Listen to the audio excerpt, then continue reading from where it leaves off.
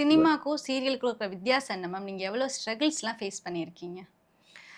Cinema actually எனக்கு cinema ஈஸியா கிடைச்சது. சீரியல் தான் ரொம்ப கஷ்டப்பட்டேன். லைக் ஒரு பிரேக் எடுத்த பிறகு திருப்பி வரும்போது, ம். நான் அந்த ஃப்ளோயிலே படம் பண்ணிட்டு இருக்கும்போதே எனக்கு ஆக்சுவலி சன் டிவில ஆஃபர் வந்தது. அப்போ எனக்கு சீரியல்ல உள்ள போக இன்ட்ரெஸ்ட் இல்லாம தான் இருந்தது. படமே பண்ணிக்கலாம் அப்படின்னு. அதுக்கப்புறம் ரெஸ்டாரண்ட் வந்தேன். ரெஸ்டாரண்ட்டுக்கு அப்புறம் திருப்பி மீடியாக்குள்ள வரும்போது, ஐ டோன்ட் நோ எனக்கு திடீர்னு வந்து சீரியல் பண்ணலாம். ஓகே. லைக் மந்த்லி ஒரு 10 டேஸ் 15 டேஸ் ஒர்க்கு அதனால அது அப்படி இருந்தால் போதும் மீதி வந்து ஃபேமிலியோட இருக்கலாம் அப்படின்னு யோசிச்சப்போ நான் கல்யாணம் பண்ணல. ஸோ எனக்கு அப்படி ஒரு இது வரும்போது சீரியலுக்குள்ளே வர்றது தான் எனக்கு பெரிய போராட்டமாக இருந்தது. ஐ ஃபெல்ட் ஸ்ட்ரகிள்னா எப்படி நம்ம ஆடிஷன் கொடுக்கணும். இப்போ சினிமாலே ஆடிஷன் கொடுக்கணும் இல்லைன்னு இல்லை. பட் ஆனாலுமே ரொம்ப அது ஒரு வாய்ப்பு கிடைக்கிறதுக்கு ரொம்ப ரொம்ப தேட வேண்டியதாக இருந்துச்சு.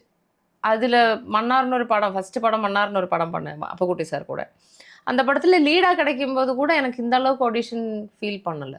But then when it comes to serial so many still இப்போ கூட இவ்வளோ 15 சீரியல் பண்ணியிருக்கேன். நான் ஒரு 8 படம் பண்ணியிருக்கேன்.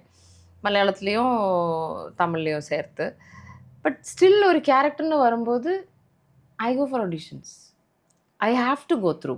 அது வந்து ஐ மீன் இப்போ பார்க்கும்போது பெரிய பெரிய ஆர்டிஸ்ட்டும் எல்லாருமே வந்து பாம்பேலேருந்து எல்லாருமே கொஞ்சம் ஃப்ரெண்ட்ஸு காஸ்டிங் எல்லாம் இருக்குது அவங்க சொல்லுவாங்க.